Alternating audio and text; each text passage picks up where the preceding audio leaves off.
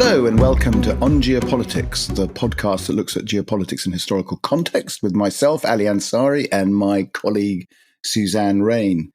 Today, it gives us great pleasure to welcome Professor Mike Hulme, who is Professor of Human Geography at the Department of Geography in the University of Cambridge and a Fellow of Pembroke College. He is the founding director of the Tyndall Centre, was on the UN Intergovernmental Panel on Climate Change between 1996 and 2003, and, even more important, has just brought out a book entitled Climate Change Isn't Everything. Welcome, Mike. We're looking forward to our conversation on the geopolitics of climate change. Thank you very much. Thank you for the invitation. So interesting. I mean, really quite opportunely today, on the day that we're doing the podcast, obviously not the day that it's going to be broadcast, just for those people who might be considering, you've had an op-ed in the Times on this issue, obviously an abbreviation, an abridgment of your argument. But why don't you tell us and the listeners really, what is your hypothesis? What are you arguing? Well, the essence of the column today in the Times and also the book is, in a nutshell, we've got a problem with climate change, not actually the physical impacts and challenges and risks and dangers that a changing climate imposes on the world. But I think the problem we've got with climate change is how we think about it and how we talk about it. And a simple way of trying to capture the problem as I see it is that I talk about this, what I use an ideology of climatism, that this desire, this imperative, this belief, this insistence that the only thing that matters in public policy or in the geopolitics of the world is to stop climate change, and everything else has to take second place or third or fourth or fifth place. And that's the ideology of climatism that I talk about. And to me, this is concerning, it's worrying, because it leads to all sorts of distorted thinking, let's put it that way. So that's a really brief summary of the position. And obviously it comes, Mike, from the basis of decades of your own professional research into climate change. So you're not coming at this from a perspective of somebody who doesn't believe it's happening. I think what you're saying is that our approach to dealing with it needs recalibrating. And you described it as being divided unhelpfully, essentially, into those who only ever talked about apocalypse and those who were the deniers, and what that meant that there wasn't a space in the middle where we considered actually what the best way to address the problem was. Have I characterized that correctly? Yeah, I think that's an easy way to try to capture the problem here, is that space in the middle, if we call it that. Particularly, I would say, in the last 4 or 5 years. I mean, I've been studying climate change ever since I was a student 40 years ago. So I've not only followed the twists and the turns of the science and the politics of this, but I've actually contributed to it, both the science and the policy. But over the last few years in particular, I think that there's been this hyper rhetoric around stopping climate change that I think is unhelpful. And it's sort of quite well symbolized by this idea of the ticking climate clock. So I'm not sure if people have seen these or come across them on the internet. Yeah, there's one. Isn't there one in America or something? There's a big one in Union Square, way up in the air on one of the tall buildings there, ticking down. And that particular clock is actually ticking down to the 22nd of July, 2029. So it's just under 6 years away. And it's there. It's incessant. It's second by second, minute by minute, hour by hour. We have only got 6 more years in order to prevent climate chaos and the world falling to pieces. There are many other versions of this. And actually, the very genre of a ticking clock goes back into the 2000s. Probably, I think the first one that was created was about 2006. And that gave us 10 more years. Well, 10 more years, that was 7 years ago. So we've already passed the point of no return. And this is one of the problems with ticking clocks and cliff edges and deadlines, after which it is too late, is that those deadlines will pass. And once that deadline has passed, what then do you do? Do you reset the clock and you give us another 5 years or 10 years? And this has all been, I think, brought into the fore in the last few years. Some people talk about this as the rhetoric of doomism, that we're all doomed.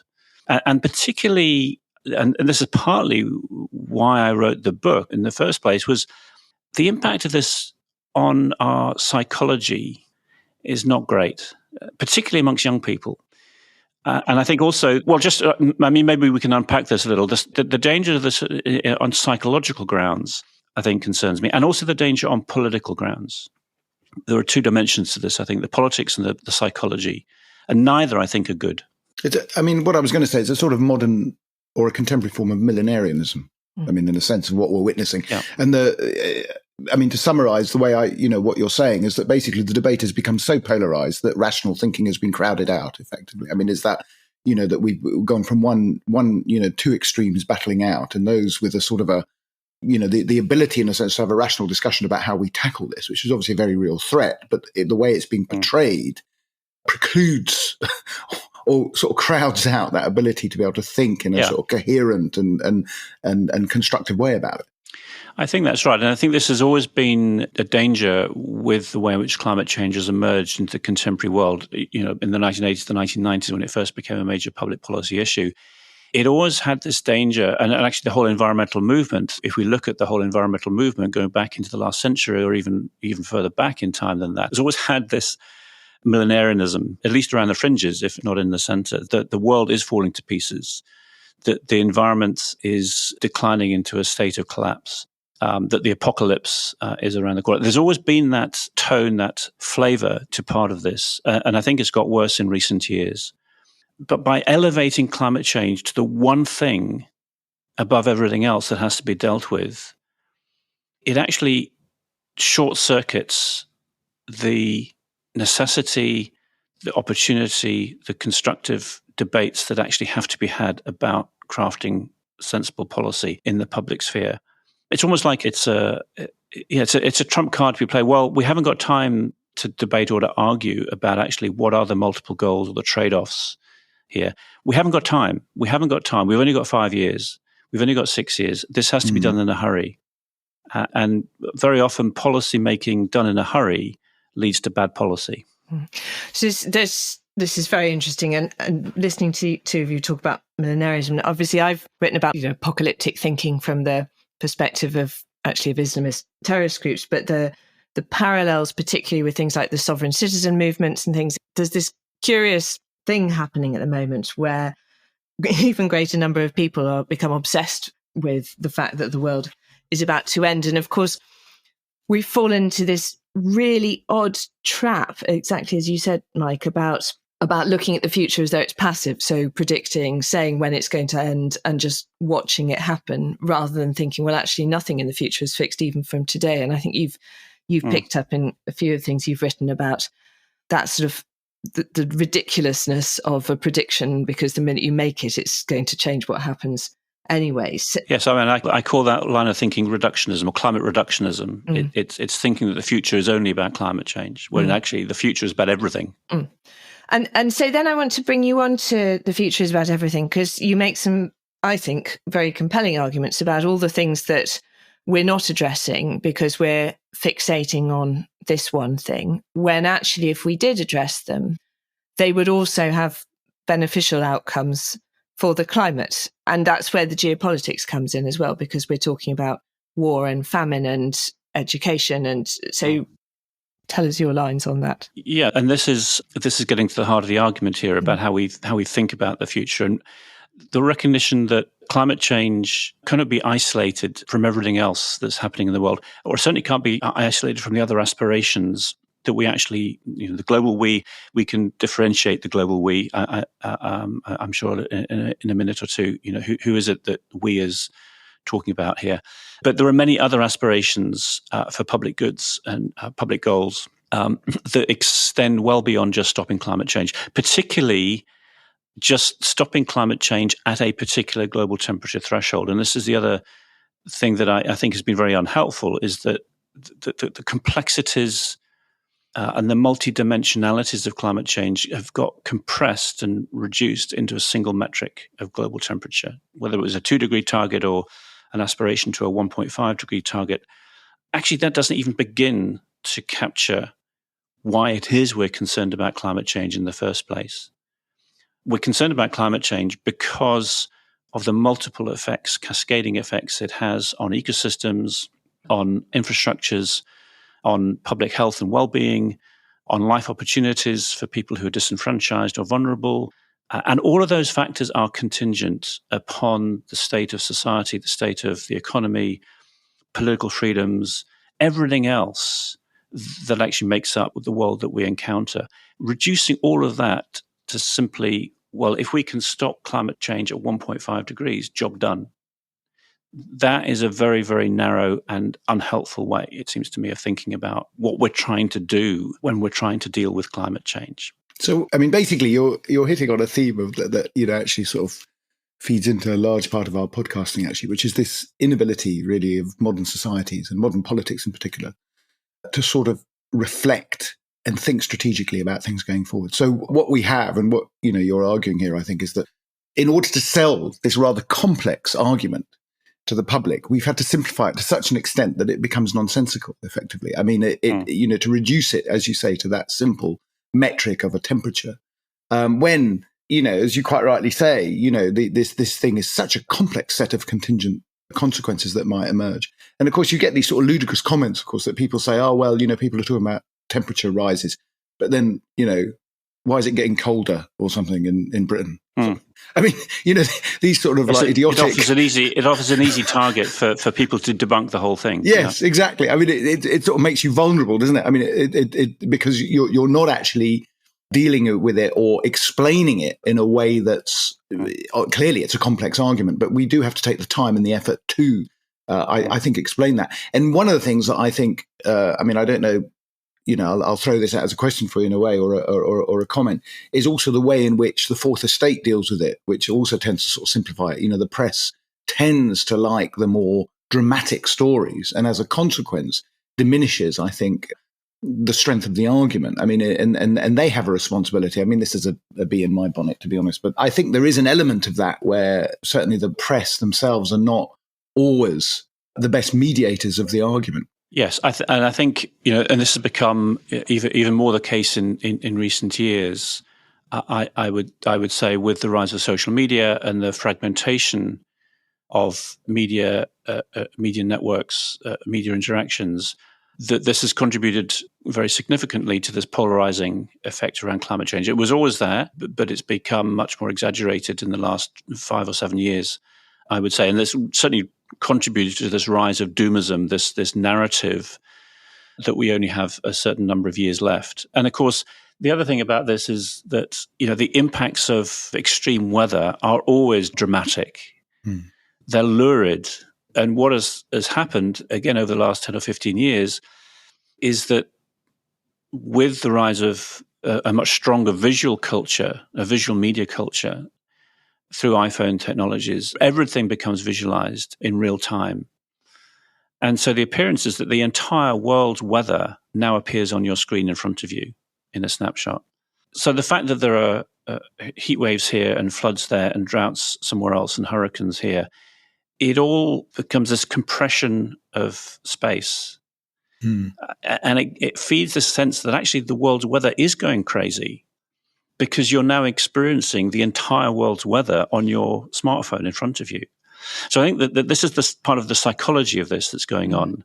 Yes, the climate is changing. There's no question. I'm not denying that for a second. Of course, climate is changing. Humans are implicated in that change. But how we experience that, in my view, has been exaggerated by this rise of this new visual culture that we, and particularly young people here again, and this is back to the psychology of this, particularly for teenagers and young people, which has given rise in the last 5 or 7 years to this new phrase, eco-anxiety or climate anxiety. And I see it in the students I teach in Cambridge, that I've got students coming to me saying that they don't see the point of the future. There is no future. If one of my students said to me, you study climate change, you're concerned about climate change, why are you twiddling your thumbs teaching us human geography here at Cambridge rather than actually trying to stop climate change happening? What's the point? And that this sense that the future has been taken away from young people, I think is a very undesirable side effect of this whole doomist apocalyptic narrative. Can I be the devil's advocate if we're talking about the apocalypse, which we are? Ali, I got your point about global temperature being a sort of simplified way of telling it to the public as something we can understand. But we need somehow globally to have targets to incentivize countries to reduce the most polluting behavior and to incentivize car manufacturers to stop making diesel ones and start making electric batteries and all of those things. And in that sort of trying to manage the bag of cats that are the leaders of the world, don't we need a simple framework which says global temperature this, net zero that, in order basically to give them something that they can relate to each other to talk about? Is that the purpose of it? Does it serve that purpose? Is it actually useless for that purpose? And I know, Mike, you're not particularly happy with net zero as a concept either. So if I can throw that into the mix of questions, what would be a better way to talk about it all? I mean, targets, yes. I mean, targets are everywhere. And of course, public policy needs targets. I guess my point would be, we need multiple targets. The danger is elevating one target above everything else. That's one of the things I'm tackling. Climate change isn't everything. Stopping climate change at 1.5 isn't everything. Securing net zero by 2030, 40 or 50 isn't everything. We need multiple targets, and having multiple targets in play actually gives space for politics to do its work. Because politics is recognizing the fact that we have got different beliefs, we've got different value systems, we've got different goals, we've got different aspirations, we've got different preferences. Politics exists in any social formation, whether it's a family of parents and children or whether it's United Nations. Politics exists in order to deal with those conflicting values and goals. So first of all, we need to have multiple targets rather than simply reducing the politics of the future to one single target. The second thing I'd say is be careful about how you craft those numerical targets.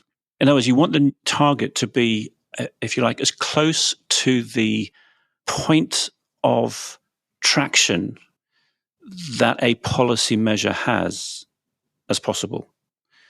And global temperature is the very worst target, therefore, because you can't craft a policy to control global temperature.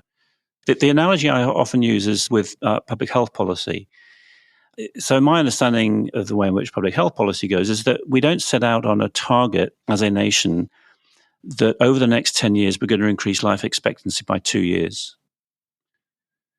What we actually do is we set much more limited and specific targets around, for example, treatment regimes of particular illnesses, or aiming to invest in a certain number of facilities for public health in the community. We fragment the overall goal of public health into multiple targets, but we don't actually say, well, we have to increase life expectancy by 2 years in the next 5, 10 or 15 years, because that target is far too far away from the actual points where specific policies have real traction on the ground with health providers or medical research or public health media campaigns or whatever. So, can I interrupt you there? Because I think you've just said something that chimes very much with the way I've been thinking about existential risk, which again is this is the same problem, is that existential risk is not a normal risk because it's a risk that you never want to happen, because that would be the end of the world, or the end of whatever it is that exists. And so I totally agree with you that the problem is we're using the risk language to talk about something not that we want to manage and mitigate, but that we want to not have happen. And actually the fact of that is preventing us from thinking, actually, that's not a risk. It's just something that must never happen. So what we need to do is develop a plan to make sure that it never happens. And then the risks that we track are the risks to the delivery of the plan, rather than the abstract risk, which is pointless because we're all just staring at a bad thing. And I think that's what you're talking about, isn't it?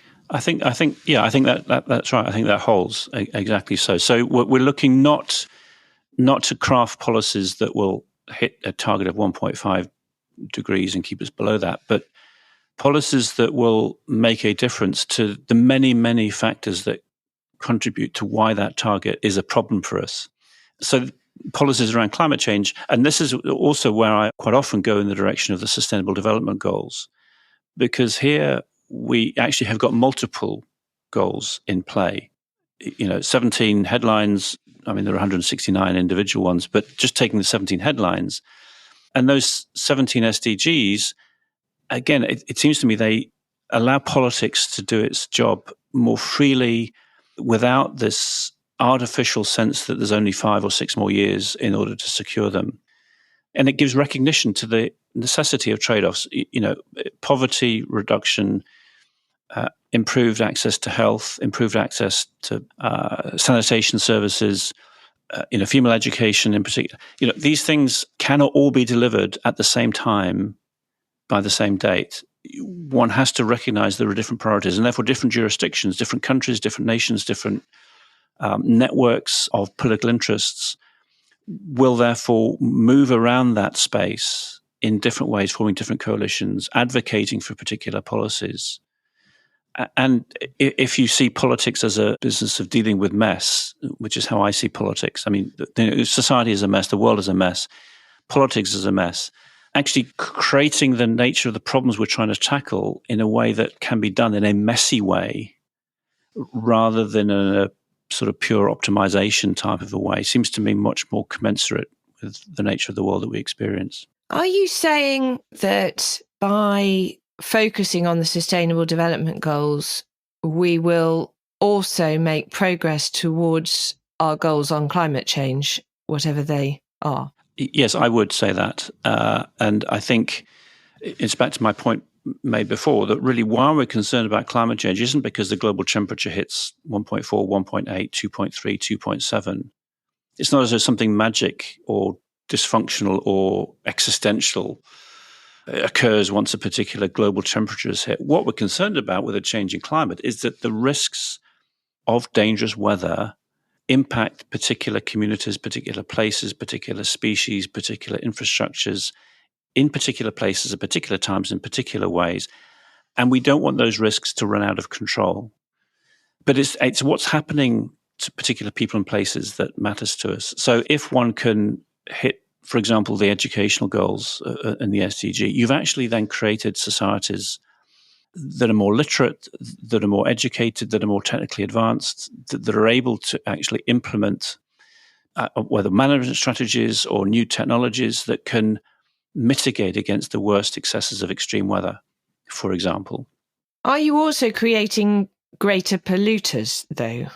Well, that's where the trade-offs come in. So you've got to trade that goal against, well, how do you provide these additional energy services or economic growth that often goes hand in hand with increased education or increased sanitation?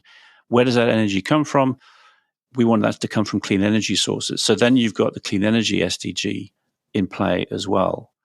In other words, one wants to move towards a world that gives greater energy services to the 2 billion or 3 billion people who don't have access to those, but you want to do it in a way that moves us away incrementally from fossil fuel provision.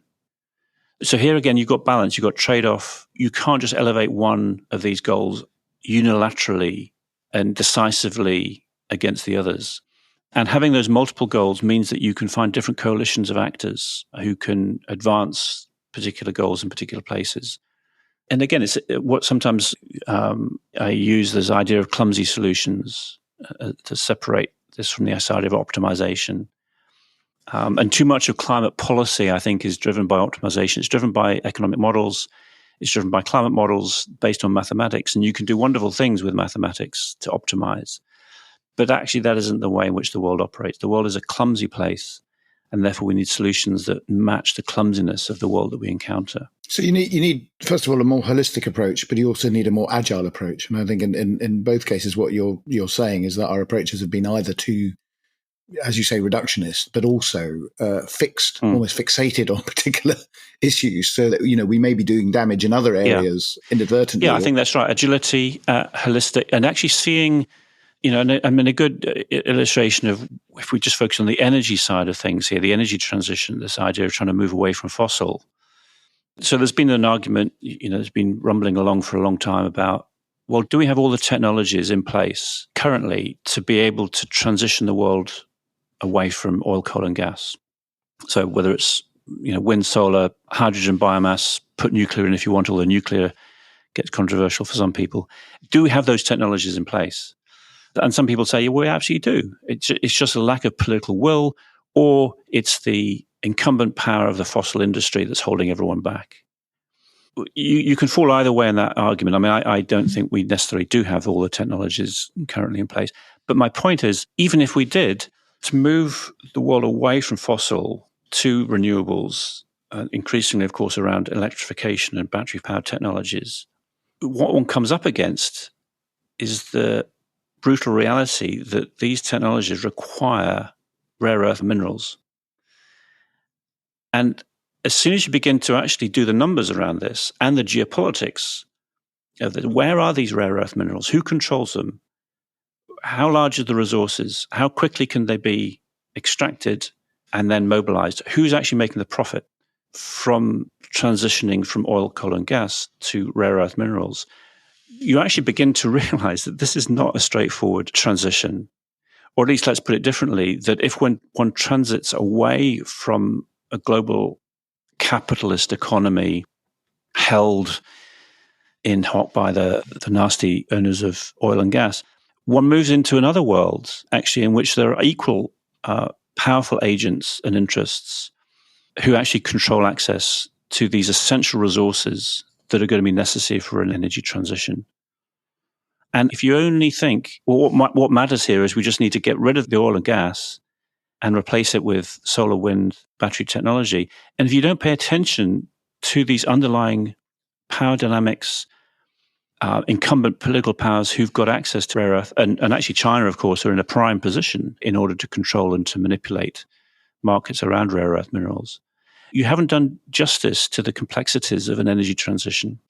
We had a very interesting conversation a few weeks ago now with a man called Richard Williams, who's in the mining industry, who was explaining this in a lot of detail. And basically the problem that, I don't know, the industrialized nations of the West have, which is that it's very difficult to finance a 20-year mining project entirely speculatively, where it's a lot easier if you're the Chinese to do that because the state provides the capital for it. And that brings me on to a question about, well, it's putting the geopolitics back into the problem, really, about conflict and competition. Because, Ali, in another one of our conversations, we were talking about that relationship between China and Iran and Saudi Arabia, which is essentially a part of which is about the continuation of a supply of fossil fuels to China. And the fragmentation of the world into these blocks of alliances, which the war in Ukraine caused by Russia is accelerating in a way, is another part of this problem, isn't it? Which, I mean, you can't divorce choices individual countries are making about provision of their own energy supply and who they want to ally with and who they are set against from the issues that you're raising there, Mike. I mean, is there something more we should be thinking about how we stop the whole thing becoming so geopolitically partisan? Well, I'm not sure that one can, but I think this is, again, just facing the reality of the world that we encounter rather than the ideal world that we'd like to be living in. And this is how, climate change looks very different as a political problem or an environmental challenge, depending on where you're actually looking at it from. Whether you're in Moscow or in Jakarta or in Brasilia or in Nairobi, if you're a political advisor to the relevant governments in those countries, you might actually get the same scientific information coming from the United Nations Panel on Climate Change, which is the body that I contributed to a while ago. These are these big mega reports that come out every 7 or 8 years, and they distill all the latest, science of what's happening, the social science, and increasingly some of the economics and technological information. You might get that information similarly, whether you're in Jakarta or Moscow or Nairobi. But actually how you use that information in your political jurisdiction in order to secure the particular national objectives and goals and priorities that those nations have will be very, very different. Obviously for Putin, the most important thing for Putin is not stopping climate change. And equally, you can go to many of the African capital cities and say that actually for many of these political leaders, the number one thing is not stopping climate change. The number one thing may very well be actually increasing our energy consumption in order to provide many of those basic services that we've been talking about with the SDGs. So, the world it's fractured, it's conflictual, And this seems to me it cuts across the way in which quite a lot of climate change, particularly emanating from scientists or from climate campaigners, would like it to be framed, as though this is a universal problem that needs to be tackled universally. I just don't see that as the world that we actually live in. And we've got to therefore recognize that there are these different political goal aspirations, and they will conflict with each other in various ways. That isn't a counsel of despair. I just think it's a counsel of realism. I mean, in this sense, I'm a political realist or political pragmatist, and I just think too much of the public debate about climate change, particularly in the West, doesn't recognize that political realism. Do you think, just to take that, as a question for you, do you think, therefore, that when we're dealing with some of the,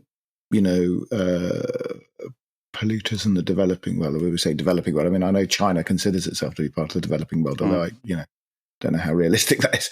But if we're, say, dealing with, are there other things, for instance, that countries like China could do you think, if you took a much more holistic approach to all this thing? Because, one of the, obviously one of the, I suppose the problems we face is precisely this, that, you can have as many demonstrations and campaigning and activism as you want in the West.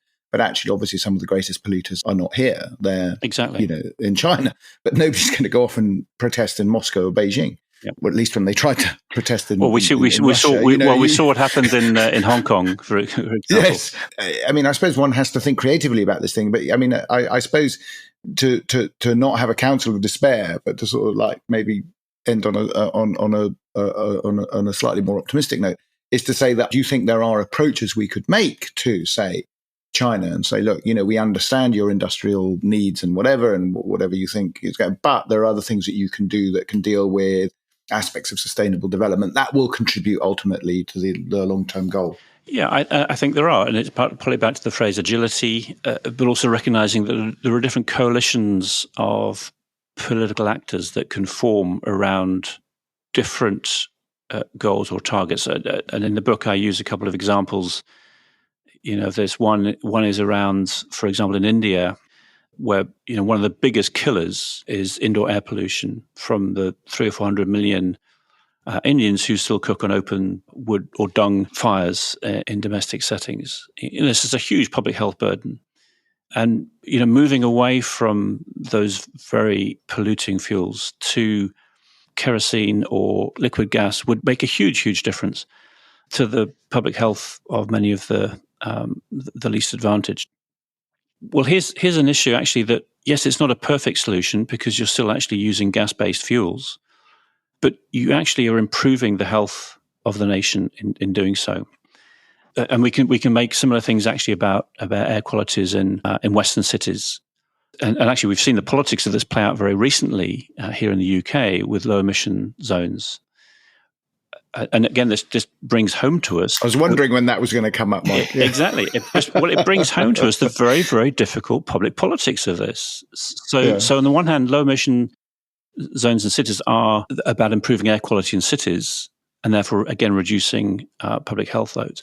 They're also seen as a good thing because it reduces overall greenhouse gas emissions as well and therefore makes some sort of contribution to climate change. Actually, when it comes down to how citizens react to this, of course, what we've seen is that this is not an easy sell to our publics. But I suppose my point is that as soon as you begin to fragment the overall goal here of trying to stop climate change at 1.5 or 2 degrees, you actually open up spaces that you can find different issues that appeal to either different nations or different coalitions of actors who can make contributions to progressing particular agendas. It doesn't make it straightforward, but it creates places where you can do coalition formation, you can do media campaigns without this, the sort of Damocles hanging over us that you've only got 5 more years, or unless these numbers all add up to net zero by 2030, it's game over.